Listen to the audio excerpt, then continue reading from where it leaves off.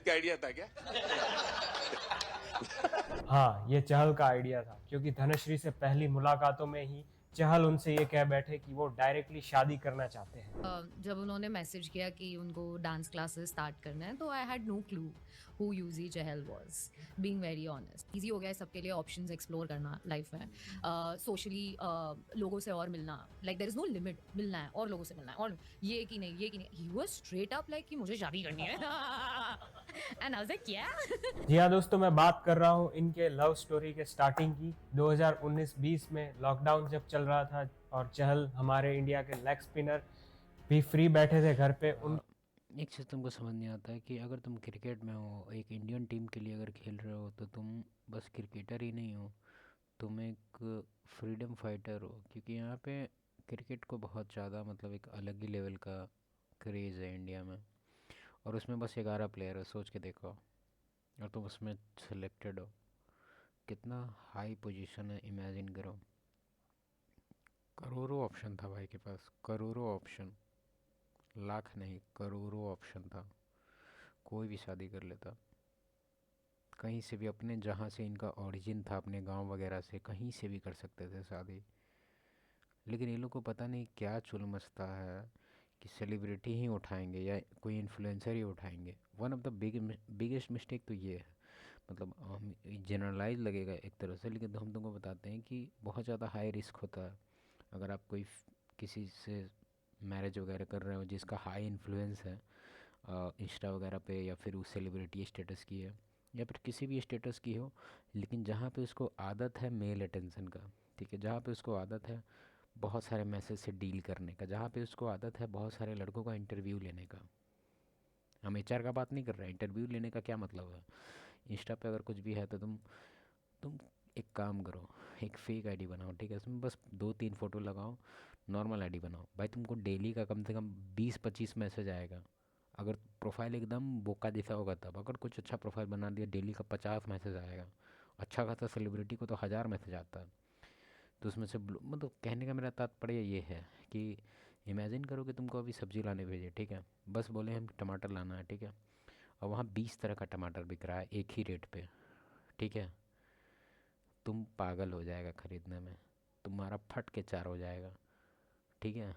तुम पूरा कंफ्यूज हो जाएगा कौन ले। और अगर कोई टमाटर तुम ले भी लेगा ना, तो फिर भी अनसेटिस्फाइड रहेगा कि हमको दूसरा टमाटर मिल सकता था इतना ही दाम में। तो कहने का मेरा तात्पर्य ये है कि कोई भी फीमेल अगर बहुत सारा ऑप्शन के साथ डील कर चुकी है, अगर कोई भी फीमेल बहुत सारे लड़कों से डील कर रही है, या मतलब उसके बहुत मेल फ्रेंड्स हैं, ये हम फ्लैग वगैरह पे नहीं जाएंगे, ग्रीन फ्लैग रेड फ्लैग, लेकिन एक तरह से ही तुम्हारे लिए डेथ सेंटेंस होगा। उनको मन हुआ डांस सीखने का, तो इंस्टा के थ्रू ये डांस तो सीखने का मन नहीं हुआ, साला डांस स्टेप से पता चल रहा है क्रेंज हरकत है इसका। अब क्रिकेटर है तो क्या करें, अब इसका पैर पकड़ ले क्या? जो बात है तो बात है, तो एक बार खुद देख ले। डांस का इनको मन उनको है, अप्रोच, फ्री क्रेंज बैठे हरकत थे है, घर पे, उनको मन हुआ यही डांस डांस है। सीखने का, तो इंस्टा के थ्रू ये पहले तुम उनको अप्रोच करते हैं धनश्री को, और फिर डांस सीखने के बहाने इनका मिलना होता है। और अब डांस सीखने के बहाने नहीं, बहाना ही नहीं था वो, बस मिलना था। अब बॉलीवुड में कैसे होता है, मूवी में दिखाता है कि भाई इस तरह का ट्रिक मूवी से ही आदमी सीखता है कि उसके डांस जितनी पे चुप, साल चल रहा है टीचर है तो चले स्टूडेंट बन जाते हैं। 2025, और आपको पता ही है कि इन दोनों के बीच में डाइवोर्स होने वाला है, ऐसे रूमर्स फैल रहे हैं। उसके सिंपल से कारण ये है कि दोनों ने एक दूसरे के इंस्टा हैंडल्स को अनफॉलो कर दिया है, प्लस एक दूसरे के जो पोस्ट थे वो डिलीट हो गए हैं, और फोटो में कुछ इंस्टा अजीब नहीं हैंडल्स को लगता अनफॉलो है? कर दिया है, प्लस एक दूसरे के जो ध्यान से देखो, हमको पता है बहुत लोग को नहीं लगेगा अजीब, लेकिन इसमें बहुत कुछ अजीब है।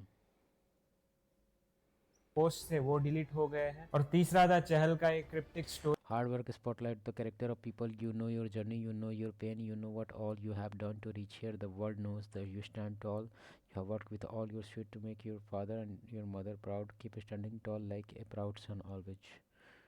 ये अपने बेटे को बोल रहा है क्या? ये अपने आप को बोल रहा है? मतलब किसको बोल रहा है? स्टेटस तो लग रहा है किसी को डेडिकेट कर रहा है, अपने आप के लिए। ऐसे कौन लिखता है भाई? जिसमें वो बता रहे हैं क्या क्या चल रहा है। और चौथा रीजन यही है, ये फोटो जो कि ऐसे वायरल ही जोकर को हम देख लिया, हमको लगा था कि काफ़ी हैंडसम होगा, चोमू लगता है, बस यही फ़ोटो में अच्छा लग रहा है। तो ये बंदा पे तो फोर्थ मत ही करना है, एक डांसर है, उसका हम कमेंट भी देखें, उसको कोई कमेंट करके लिखे हुए है कि अब तेरा करियर ख़त्म। भाई इसका कोई गलती नहीं है, जब सामने से टंगड़ी खुल जाता है तो जा रहे हैं बहुत दिनों से।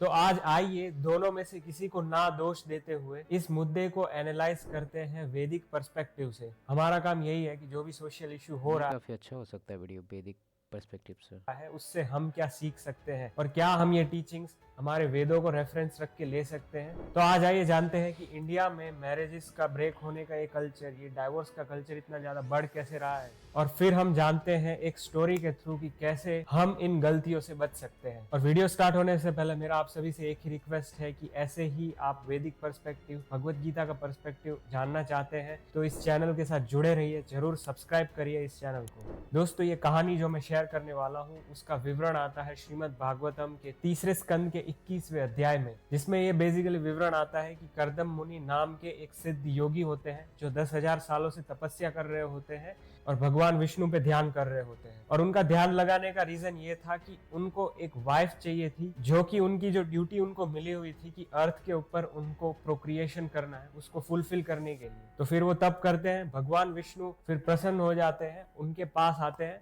और उनको वरदान देते हैं कि भाई तुम्हें वाइफ मिलेगी। लेकिन वो अपना वरदान कैसे मांगते हैं? कर्दम मुनि उनको कहते हैं, I am desiring to marry a girl of like disposition. Disposition मतलब कि मेरी ही बिरादरी की लड़की। कर्दम मुनि एक्सेप्ट करते हैं कि उनको लस्टफुल डिजायर्स आ रहे हैं, उसको फुलफिल करने के लिए उन्हें एक वाइफ चाहिए। जी हाँ, वाइफ। ऐसा नहीं है कि वो कोई गर्लफ्रेंड बना रहे हैं और उसके साथ ही लिव इन में रह रहे हैं, नहीं। वो अपने लस्टफुल डिजायर्स को भी फुलफिल करने के लिए भगवान के ऊपर ध्यान लगा रहे हैं 10,000 सालों तक। और फिर भगवान उनको खुद कह रहे हैं कि जी हाँ, तुम्हें एक वाइफ मिलेगी जिसका नाम होगा देवहूति।